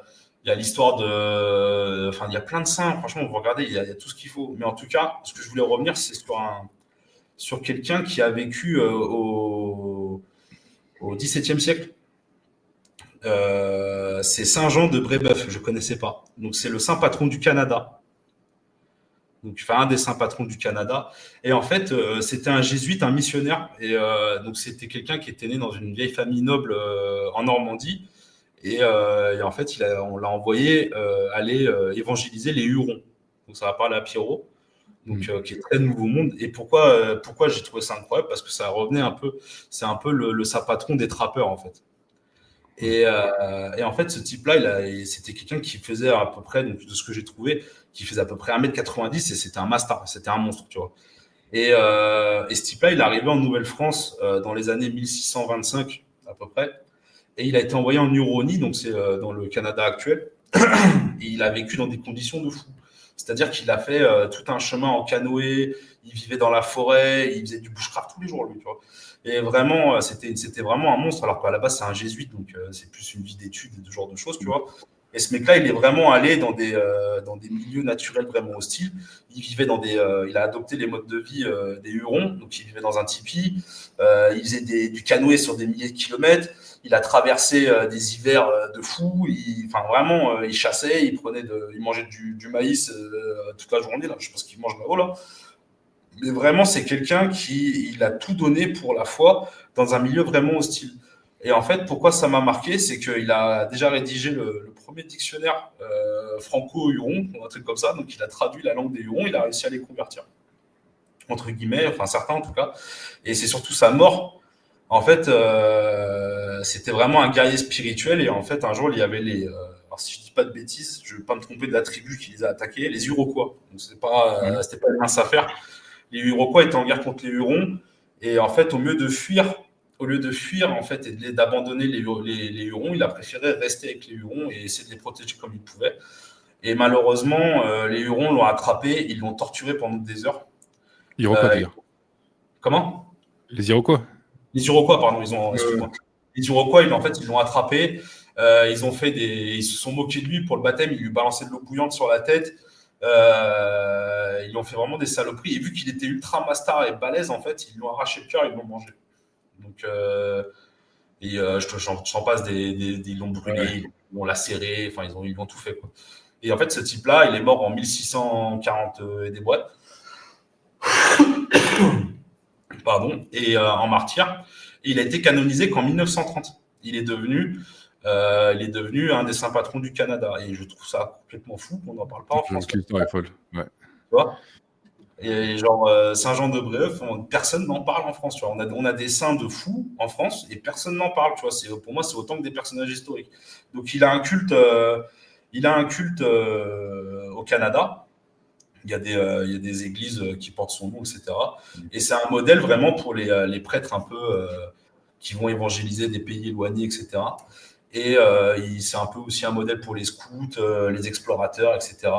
Et c'est vraiment un modèle de virilité chrétienne parce que c'est quelqu'un qui est allé jusqu'au bout de ses idées, qui a traversé vraiment des épreuves de fou, quoi. Il a vécu la vie vraiment dure et tout ça pour amour et pour le partage du message, quoi. Donc vraiment, vraiment bien. Et tu te rappelles à une époque, je parlais de faire le chapelet du trappeur. Oui. Et tu voulais mettre Saint-Hubert à l'époque. Et là, tu vas changer, je pense. Ouais, je vais changer. En fait, Saint-Hubert, en vrai, Saint-Hubert, c'est juste un mec qui te rappelle, t'aimes bien la chasse, mais oublie pas qu'il y a l'église quand même. Ouais, c'est ça. Ouais, c'est ça. Donc ça peut être utile pour Monsieur Claude. Ouais. Monsieur Claude. Oublie pas qu'il y a la messe quand même, là. On te voit souvent à la galinette, mais. Bon, on l'a battu qu'à la messe, hein, petit enfoiré, là. Mais en tout cas, voilà, je vous partagerai une prière. Je pense qu'il y aura avec ce chapelet qui est vraiment dans cet aspect missionnaire trappeur, dans cet aspect de lier la foi avec la vie sauvage et les épreuves qu'on peut endurer dehors. Et je trouve que vraiment ce mec-là, j'irai chercher un peu sa vie. Donc c'est Jean de Brébeuf. Et vraiment, c'est quelqu'un qui m'inspire beaucoup. J'ai découvert ça récemment. Et je me suis dit, en fait, il y a tellement d'exemples dans la foi que vous trouverez forcément quelqu'un qui va vous parler et vous inspirer tous les jours, quoi. C'est très bien que tu parles de ça parce que je sais pas si tu te rappelles, à l'époque, on était très EDC, on se montrait les matos de sac et tout. Et toi, tu avais ce truc-là que j'ai repris beaucoup. C'était l'assurance Jésus, quoi. Toujours, tu avais ça là, avec le petit chapelet, là. Ouais. Et c'est un truc que j'ai gardé parce que ouais. Bon, déjà, ça me fait penser à toi, je t'avoue, parce que grâce à toi, mine de rien, je me fais toujours une petite sortie par mois. Et c'est un truc que j'ai pris l'habitude de faire, ouais, parce qu'avant, c'était le truc un peu con, tu sais. Bon, toi, tu sais comment je marche maintenant. Mais j'avais ce truc où tu sortais à l'époque, tu sortais, quoi. Tu faisais ton truc, tu avais ton téléphone, tu sais. Et depuis que je te connais et que tu m'as fait vivre cette philosophie qui est bien, la sortie, c'est le truc pour déconnecter, justement. Tu prends rien, tu vois, tu as ton chapelet, tu as tes lectures, un bouquin ou ce que tu veux, et tu profites de la nature, quoi, tu vois. Et ça, c'est...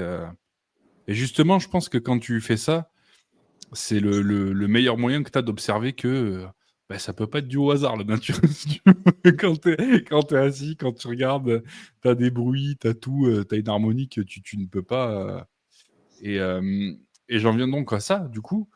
Est-ce que toi, dans la nature, enfin, qu'est-ce que tu ressens? Est-ce que depuis que tu as tout ça, maintenant que tu sors, et en plus que tu développes maintenant ta foi de plus en plus, il y a des trucs en plus que tu vois, tu te sens plus proche de Dieu maintenant? Ou ça se passe comment? Oui, forcément, forcément. Maintenant, j'ai conscience que je suis vraiment dans son jardin et dans la terre où comment lui il a voulu la faire. Parce que quand on est dans une ville, c'est les hommes en fait qui ont façonné ça. En fait, c'est pas. Et là, quand vous êtes dans un milieu qui est vraiment sauvage et intact, enfin, intact, c'est une façon de dire parce que ça fait quand même longtemps, tu vois. Ouais. Mais en tout cas, où il n'y a pas de trace visible de l'activité humaine, vous êtes vraiment dans un lieu où comment Dieu il a décidé que ça serait en fait. Et pour moi, c'est le meilleur endroit que la forêt devienne ta cathédrale. Je trouve que c'est incroyable. C'est incroyable parce qu'on a vraiment on a vraiment l'œuvre de Dieu dans sa version la plus pure et la plus brute en fait. Et moi, c'est ça que j'aime, c'est cette foi naturelle, simplement, cette foi sans orifice, sans orifice, non, artifice. Ouais. Horrifique, c'est autre chose. Oh, ça, on fait des blagues, c'est bon. C'est bon. C'est bon, c'est les copains. Mais voilà, cette fois, vraiment sans artifice, du coup. Et, euh, et, euh, et c'est là que moi, je me sens le mieux pour communier et pour réfléchir, pour faire plein de choses et pour étudier. Parce que n'oubliez pas qu'on ne vous demande pas d'être juste des suiveurs dans la religion chrétienne. Ça, c'est important de le dire. C'est ce qu'on appelle la foi du charbonnier. La foi du charbonnier, c'est ouais, mais il m'a dit que c'était ça, bon, bah, c'est comme ça. C'est pas ça qu'on vous demande en tant que. C'est pour ça que je suis catholique d'ailleurs. C'est parce qu'on vous demande de réfléchir et on vous demande de comprendre surtout. Donc la foi, c'est de se remettre en question tous les jours et d'apprendre. Et la nature, c'est le meilleur endroit pour le faire. Tout à fait. Je suis entièrement d'accord avec toi sur ce point-là parce qu'il y a beaucoup de mésinterprétations. C'est un peu mon coup de gueule. Bon, déjà, il y a ça. Il y a l'aspect, on peut en parler vite fait si tu veux, mais il y a cet aspect aussi. Tu vois, tout à l'heure, tu disais, ouais, la foi, on peut pas vraiment la critiquer parce que elle rend les gens meilleurs et tout. Il y a eu, pour moi, un autre tournant de la foi, ça a été la foi de mode. Tu sais, de se décerner. Alors, c'est pas la faute de la foi, bien évidemment, c'est toujours la faute de l'homme, hein, comme à chaque fois, j'ai envie de te dire. Mais il faut faire attention à ça parce que je pense qu'il y a des gens qui se sont servis de ça et qui ont eu un très gros auditoire. Ça a peut-être amené des gens sur faire les choses bien, mais je pense en amener beaucoup à les faire mal, si tu veux. Et je trouve que c'est un petit peu dommage sur cet aspect-là, tu vois. Ouais, je vois très bien. Après, moi, j'aurais un autre point de vue, c'est-à-dire que les gens vont se dire chrétiens par mode, surtout Mm. dans les milieux droitards, où ils aiment bien faire valoir ça sans forcément avoir le mode de vie qui va avec. Ouais. Et attends, juste 2 secondes, pardon. Pour ceux qui savent pas que je suis en train de travailler en même temps, bonus track. Mais je pense que j'aurais un autre regard, c'est tu l'as dit en plus, c'est que ça a amené des gens vers l'église. Mm. Maintenant, le Saint-Esprit, il peut passer par plein de moyens différents pour te transmettre le besoin de te rapprocher de Dieu. Donc, en fait, si Johnny Deusvult, dans son podcast anti-supporter du PSG, il dit ouais, moi je suis un chrétien, non, non, non, non, non, non, mais qui ne va jamais à l'église. Mais par contre, t'as trois types qui ont écouté ça et disent ah ouais, bah tiens, lui c'est mon modèle, il va à l'église. Ouais, Le gars il c'est commence à ça. y aller et puis il se dit putain, en fait, ouais, lui, donc Johnny Deusvult, c'est un tocard. Mais par contre, ce que me dit le padré à la messe, je trouve ça vachement intéressant. Et en fait, de fur et à mesure, ça va convertir des gens de plus en plus sérieux et qui vont être assidus, etc.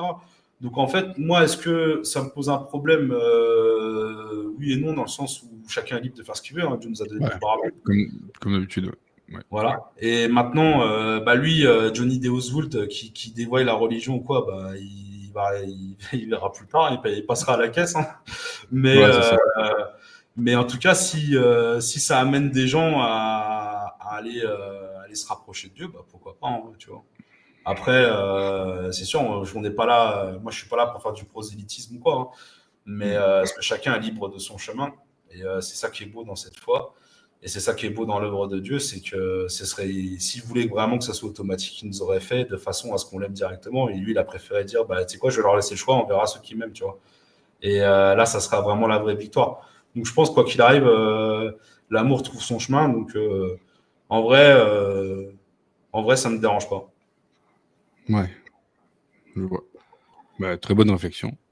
Et autre chose, du coup, parce qu'on est dans ça, et qu'on parle de foi virile et de foi sauvage, c'est que est-ce que tu penses qu'il y aurait un moyen actuel pour arriver, tu vois, à redonner le goût de l'Église, à redonner le goût de tout ça aux gens maintenant? Parce que tu sais, on est quand même dans une époque qui est très moderne, où ben, ça peut paraître un peu vieillot, où ben, justement, tu sais, le fait que les gens ils voient pas ça de l'aspect viril, de la façon virile de 2025, si tu veux, pas comme nous, on peut sentir que un mec qui va pas forcément répondre sera beaucoup plus viril qu'un mec qui va s'énerver et faire n'importe quoi, tu vois. Est-ce que tu penses qu'il y aurait moyen, alors là, bon, nous on fait des podcasts, mais il y a peut-être d'autres moyens.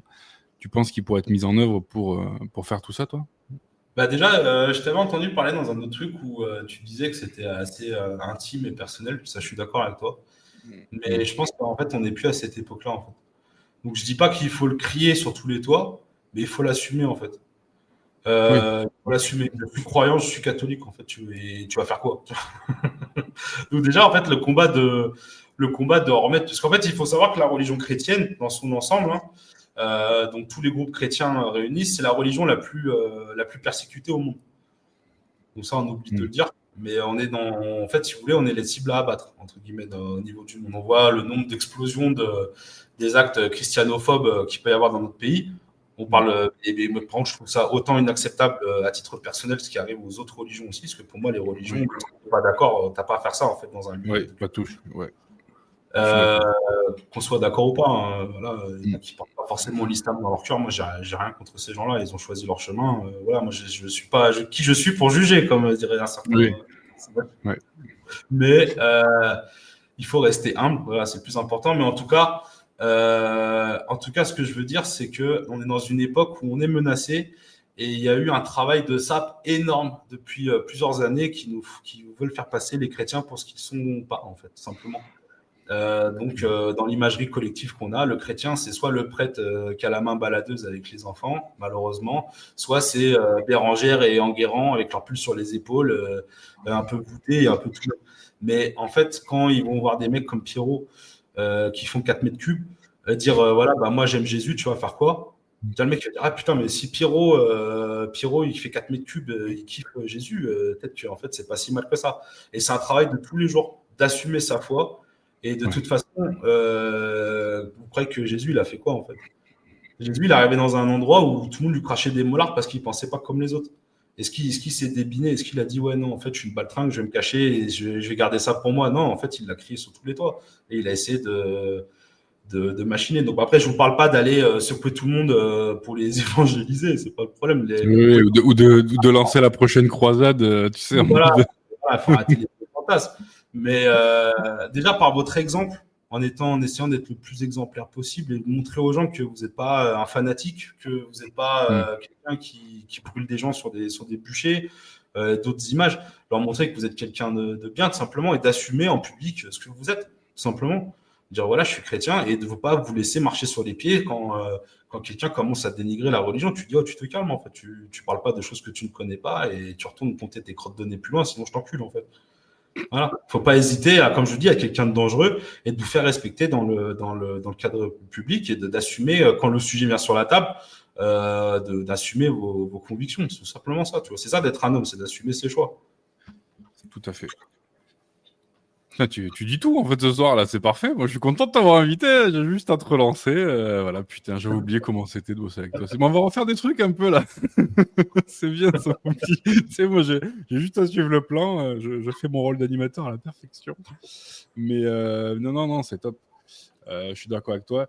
Il y a ce côté d'assumer aussi qui te fait. Tu sais, ça te fait du bien quand tu vois aussi. Euh, que par ton assurance, tu arrives à convaincre les gens, tu vois. Parce que si des gens doutent et qui disent putain, comme tu l'as dit tout à l'heure, tu dis ah oui, non, mais il est quand même un peu sûr de ce qu'il dit et que justement, tu as étudié bien les choses et que tu l'as fait, on va dire, relativement sérieusement et assidûment, tu peux répondre à certaines questions, même si on n'est pas théologiste, comme tu l'as dit au début. Je pense que ça peut aider aussi certains tu sais, qui doutent, qui sont sur le chemin ou qui sont. Tu sais, moi, j'avais un petit peu de mal avec ce côté très. Je suis croyant, pas pratiquant, tu vois. C'est un truc avec lequel j'ai toujours du mal, tu vois, sans forcément émettre de jugement, si tu veux, mais c'est un truc que je n'arrive pas à comprendre, tu vois. C'est un peu, j'ai une grosse bite, mais j'arrive pas à bander, quoi, tu vois. Ouais, non, tu vois, ouais, c'est un peu ça, c'est ce côté. Je sais Pardon, pas. pardon. Non, mais tu vois ce que je veux dire? Ou c'est comme, je sais pas, je suis onologue et je bois pas de vin, tu vois. Oui, oui, non, c'est.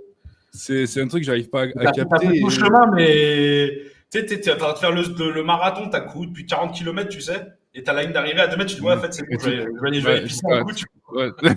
On C'est voit le dommage. coca là. Il Ouais. y était, putain, quelle erreur du joueur français, il y était, tu vois. Et après, je pense, il y a ce côté-là, et je pense que ça peut aider les gens. Et puis, un autre genre, il faut aussi un peu dédramatiser et démocratiser le fait d'aller à l'église, dans le sens où c'est pas quelque chose de. Les gens, ils voient ça comme un truc, tu sais, la peine, tu sais, pas le travail, tu vois, mais tu sais, l'épreuve, le machin. Et en fait, Bah, plus tu vas, ben. en fait, c'est pas de votre faute, en vrai. Ouais. Oui, je sais, je En fait, sais. j'en ai parlé l'autre fois, j'ai pété les plombs. Euh, L'église catholique, niveau image extérieure, en fait, elle est restée avec le Christ en Judée, en fait, au niveau timeline, tu vois. Elle n'a pas compris qu'il fallait, à un moment, il fallait, les musulmans, ils vous font des contenus internet, laisse tomber. Même des mecs d'organisations terroristes, ils vous font des trailers, il y a des drones, il y a des machins, il y a des trucs de fou. Bon, il y a des chèvres, parce qu'ils montent leurs meufs, mais après, il y a quand même, je veux dire, même eux, les mecs qui sont bombardés par la CIA et dans des grottes, ils vous font des trailers qui sont ouf. Hein, vous allez sur les sites internet, je passe le coup de gueule parce que j'en peux plus. Ouais. Les sites internet chrétiens, vous avez envie de vous mettre une balle dans le cul. Il y a Ah encore, ouais. j'en parle souvent dans le groupe, c'est le bonhomme, t'as encore le bonhomme, tu sais, trombone de Word, tu sais, de 95. Là. Ah, putain. Ouais, mais je vois très bien le truc Tu avec vois, écriture faux papyrus ouais, manuscrit, t'as un la gif, musique de Jésus, mais tu sais, en ouais, midi. t'as un gif avec un Jésus qui fait un clin d'œil et des paillettes, tu sais. Tu te dis, mais je suis tombé où en fait? Où je suis, tu vois? Et en fait, pour plein de choses, l'Église catholique est 100 ans en retard sur la communication et sur l'imagerie. Parce qu'en fait, c'est typiquement, je suis croyant mais non pratiquant, c'est exactement le même truc. En fait, on a tout. Mm. On a des églises et des cathédrales, genre tu peux pas tester Ouais. dans le monde entier, c'est impossible.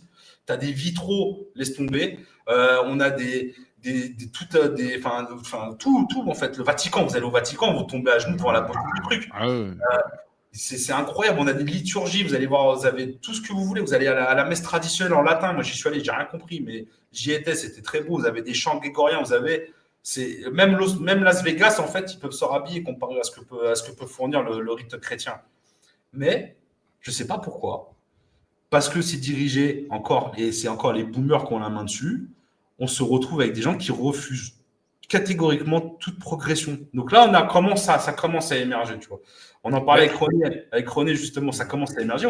Commence à avoir des influenceurs chrétiens, et ça n'existait pas il y a 4-5 ans. oui, mais attends, tu vois, là, c'est bien que tu appuies sur ça. C'est que un mec comme Paul Adrien, il est vachement décrié. Mais moi, je trouve que ce qu'il fait, c'est bien parce que c'est très jeune.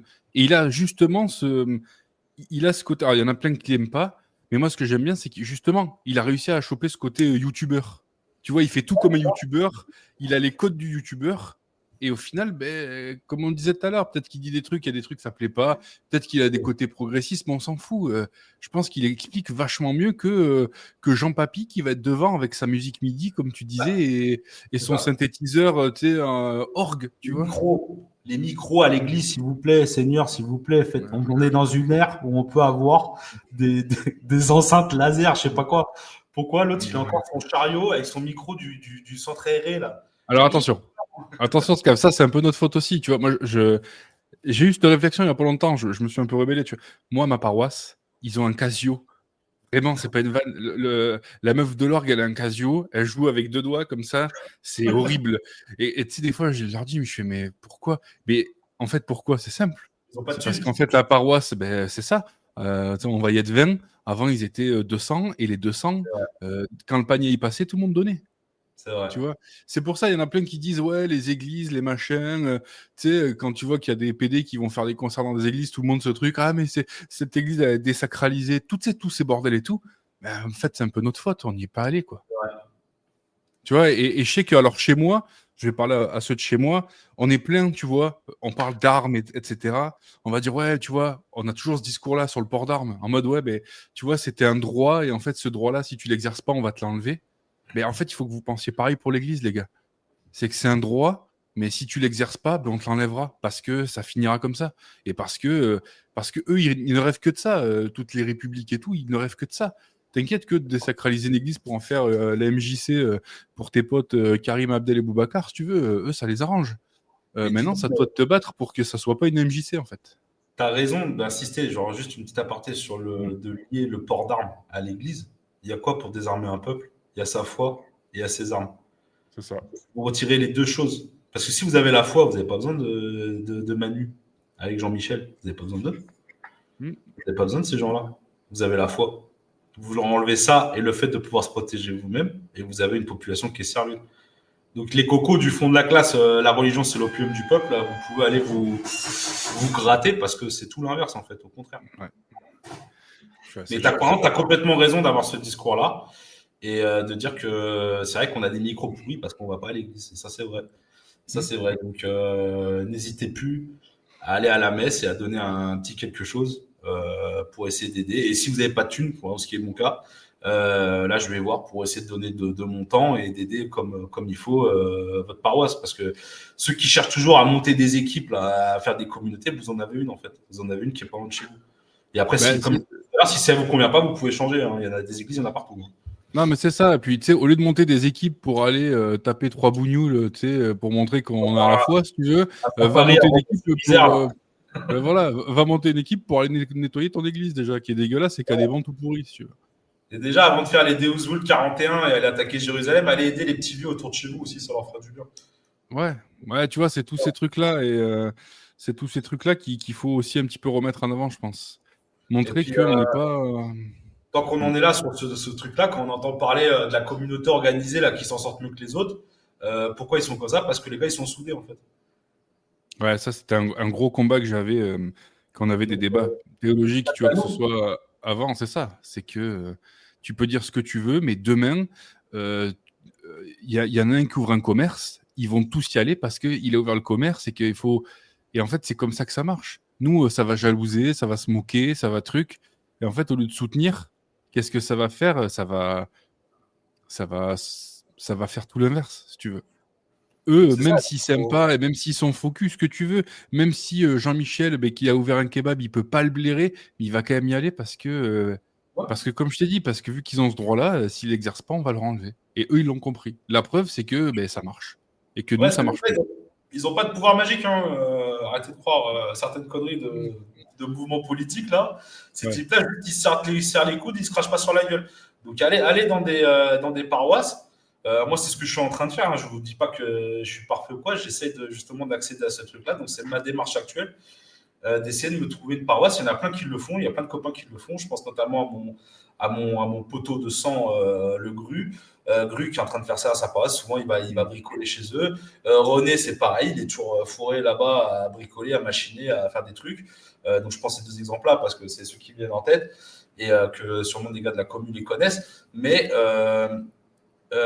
c'est vraiment, voilà, vous plaignez pas, vous êtes tout seul. J'aimerais trop vivre avec des gens qui ont des mêmes idées que moi, mais allez, en fait, allez à l'église. Allez à l'église. Bon, je dis pas que tout le monde est stylé, il y a des tocards, hein, mais il y a moyen de trouver des copains et de faire des trucs et justement de créer ce lien social. Et c'est ce qui nous manque en fait. Parce qu'ensemble, Ouais, on est plus fort. c'est ça. Mais après, c'est pas forcément. Parce qu'il y en a qui veulent du lien social, mais ils veulent tomber sur Tiffany, 23 ans, ultra bonne, tu vois. Ah, Pensez pas comme ça non plus, les gars. alors, Ça Pierrot, peut. je vais te dire un truc. Je vais te dire un truc. Je suis allé à la messe tridentine Ouais. à côté de chez moi. Un vendredi, juste avant le boulot, je suis parti parce que le dimanche, je ne pouvais pas aller à la messe. Donc, je suis allé le vendredi à la messe à 18h, tu vois. Je te jure. Bon, je suis un peu vieux, mais la meuf, il y avait un groupe de meufs, elles avaient 17-18 ans. Johnny Puceau dans sa cave, blablabla, les morceaux que c'était les filles. Et puis tu vois que Ah ouais, c'était non, des mais filles sérieuses, je hein. me doute bien. Oui, C'était mais il des faut filles pas. sérieuses. Ce que je veux dire, c'est qu'il faut pas aller rechercher ça en priorité, si tu veux. Non, non, mais je veux dire, il y a aussi, il ne faut pas croire qu'il n'y a que Mireille, 60 piges. Vous Ah oui, pouvez c'est ça. rencontrer une femme qui est dans vos convictions, une femme avec qui vous pourrez monter un foyer plus tard. Et vaut mieux la rencontrer sur les églises que au Macumba avec du vomi sur le coin de la lèvre. C'est pas forcément celle-là que vous allez faire votre vie avec. Ah oui, mais ça, c'est sûr. De toute façon, si tu veux une femme qui a tes valeurs, il y a très peu d'endroits où tu peux la rencontrer, tu vois. C'est sûr que oui. Il y a des endroits, si tu la rencontres là, c'est qu'il y a peut-être un problème, si tu veux. C'est que ton couple, il va avoir un petit Tu as souci. rencontré ta femme à la fistinière, c'est bizarre. Entre Jean-Luc et Jean-Paul, tu sais. Ah, quelle horreur. Les couilles, attendez, poussez-moi. C'est toi qui as la bague? Oui, elle est là. Va la chercher. Ah, sympa. Quelle horreur. Pardon, on dérive, on dérive. On a dérivé. Mais non, non, oui, c'est vachement. Ça s'est vachement rajeuni, même. Je suis content, moi, de revoir. Je vois de plus en plus de trentenaires, justement. Tu sais, à l'église.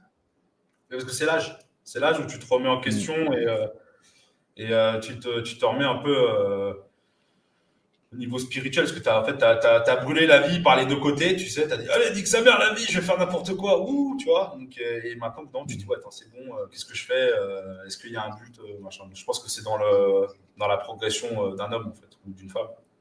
Ouais, et puis c'est là où tu commences à avoir un peu de morale, tu sais. Où tu réfléchis un peu plus, ouais, comme tu dis. Au début, tu penses avec ta bite et après, tu penses avec ta tête. C'est tout. Ouais, c'est vrai. Désolé. Qu'est-ce que je voulais te dire? Je pense qu'on n'est pas trop mal là, non? Est-ce que tu as des trucs à ajouter, toi?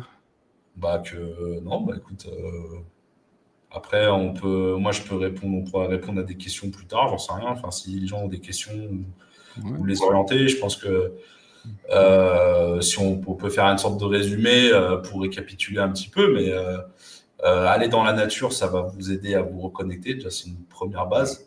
Vous ne ferez pas le chemin de la foi en 2 jours. Quand vous êtes en communauté, vous dites que vous êtes chrétien, c'est des questions que vous ne savez pas répondre. Surtout, ne dites pas des conneries. Comme j'ai pu en lire il n'y a pas longtemps sur un réseau où j'ai commencé à transpirer.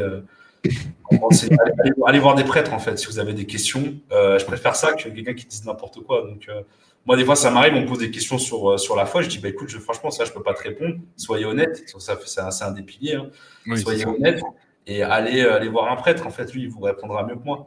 Donc, n'hésitez pas, voilà, affirmez-vous, mais surtout, fabulez pas, quoi. Voilà, affirmez-vous dans votre foi. Et si vous savez pas, déjà d'une, allez chercher la réponse auprès d'un prêtre, comme ça vous saurez, vous serez moins con. Et de deux, faut pas induire les gens en erreur et propager de mauvaises paroles parce que en plus c'est péché. Donc, Ouais. Ouais, et puis même si c'est un truc que tu dis même si tu l'as pas compris, que tu fais pas exprès, ça peut être pas grave, tu vois, mais ça peut poser des problèmes. Ouais, effectivement. ouais, je pense qu'il y a un gros travail de débunkage à faire auprès des gens dans la vie de tous les jours. Donc vous n'êtes pas là pour les convertir, mais s'ils ont des questions, au moins d'y répondre. Parce que moi, le premier, j'avais énormément d'a priori. C'est pour ça que j'aime bien en parler aux gens parce qu'en fait, j'ai été à leur place. Et c'est un truc qui me plaît vraiment.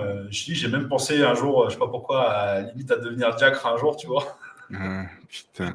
Frère Scavus, mais pour de vrai, quoi, ça aurait été Ouais, bien. je te jure, mais c'est vrai que c'est un truc qui m'a, au final, plus je découvre, moi, ça m'aurait pas déplu. Mais, mais vraiment, ce compte de propager ma foi, c'est vraiment un truc que je me suis découvert il y a pas si longtemps que ça. Et de discuter avec les gens et justement de répondre à leurs questions. Et vraiment, c'est un truc qui me botte. Et je me mets à la place de René maintenant, parce que René faisait ça déjà avant. Ouais. Et si je peux partager ce que je sais, de répondre aux gens et surtout enlever les idées reçues des gens qui ont des idées, mais vraiment infernales, des fois. Tu dis, qu'est-ce que tu Après, tu vois, c'est un peu le double tranchant de ce qu'on disait tout à l'heure, c'est que si on modernise un peu la façon de faire, bon, je vais même nous inclure nous dedans, mais il suffit qu'il y ait des gens qui écoutent des podcasts ou des trucs comme ça, qui sont pas faits par justement le clergé, qui sont faits par des mecs qui pensent qu'ils ont compris et que c'est pas le cas, ça aide pas non plus. Tu vois, c'est pour ça que quand tu dis allez voir un prêtre, je pense que c'est quand même la solution la mieux. Puis en plus, si tu vas voir le prêtre de ta paroisse, tu l'auras toujours à disposition, il te connaîtra, tu vas nouer un lien qui sera pas anodin. Si tu veux. Justement, je vais te dire un truc, c'est que avant de faire le podcast avec toi, j'en ai parlé aux copains de l'Exodus et tout. J'aurais dit, ouais, mais est-ce que je suis légitime d'en parler, tu vois? Parce que je suis pas prêt. Il y a Douglas, mon copain Douglas, je lui fais un bisou d'ailleurs, qui m'a dit, il y a personne de plus légitime que toi pour parler de ta relation personnelle avec la foi. Bah oui. Tu vois, donc ton témoignage à toi, en tant que croyant, bah, il vaut quelque chose. Tu peux en parler, c'est ta relation de toi envers Dieu et tout ça. Donc en fait, tu es légitime de le faire, tu es légitime de parler. C'est ça que ces podcasts-là qu'on fait, pour moi, ils sont très importants et précieux. Je dis pas que parce qu'on dit des trucs stylés, hein, c'est pas ça, mais de propager notre foi à notre petite échelle, ça peut donner l'étincelle aux gens et de se poser des questions et surtout redorer le blason de notre foi à tous, quoi. Donc, enfin, à nous, en tout cas.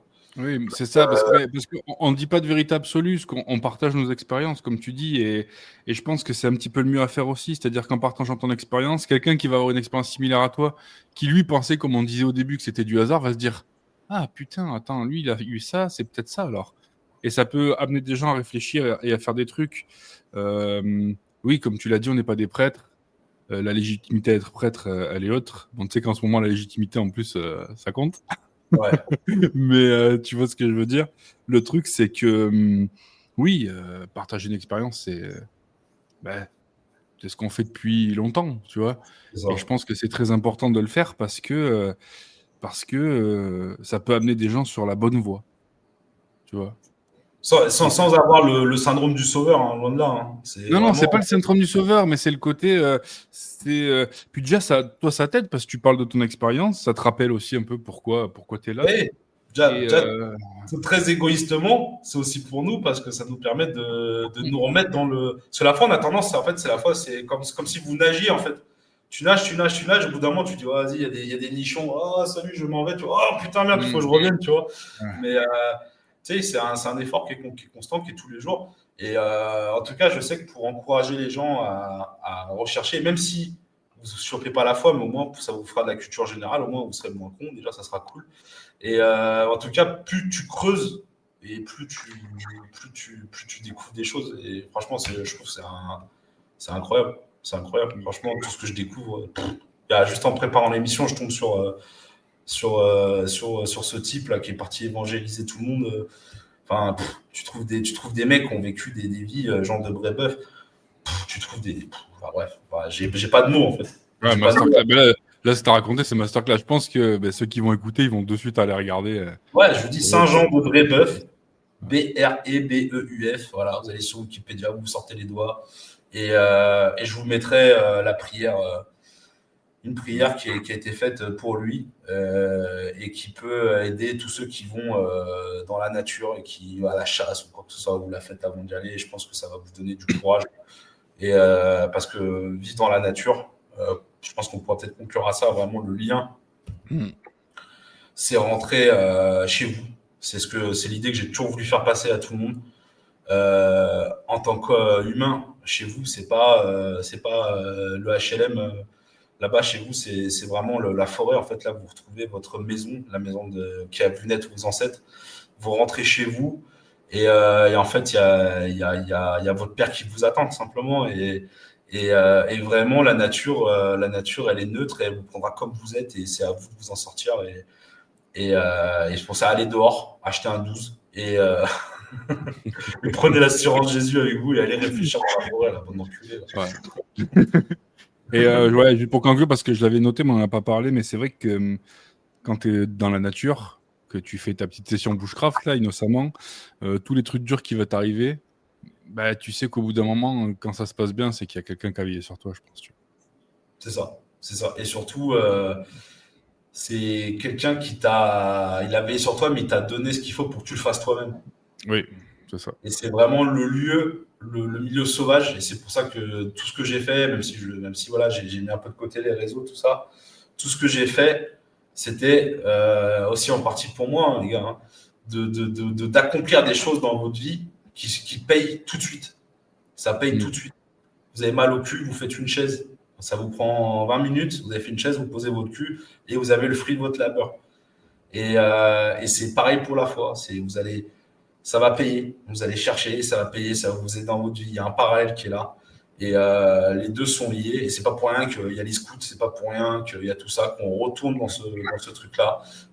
Aller chasser, aller pêcher, aller dans la forêt, retourner à la nature, protéger la nature parce que c'est balancer des merdes dans la nature, c'est pas pour faire l'écolo, bobo, machin. C'est aussi chier à la gueule de Dieu quand vous jetez de la merde dans la nature parce que c'est chez lui. Même si c'est chez nous, et ça va avec protéger la nature, c'est protéger l'œuvre de Dieu. Donc n'oubliez pas ça. Et puis tout est lié, voilà, tout est lié et profitez de ces espaces qui nous restent encore. Yes. Et bien, on va conclure là-dessus, sur ces belles paroles. Merci à tous d'avoir écouté jusqu'à la fin. Allez soutenir SCAV, allez soutenir votre paroisse, et à bientôt tout le monde. Ciao. Salut les gars.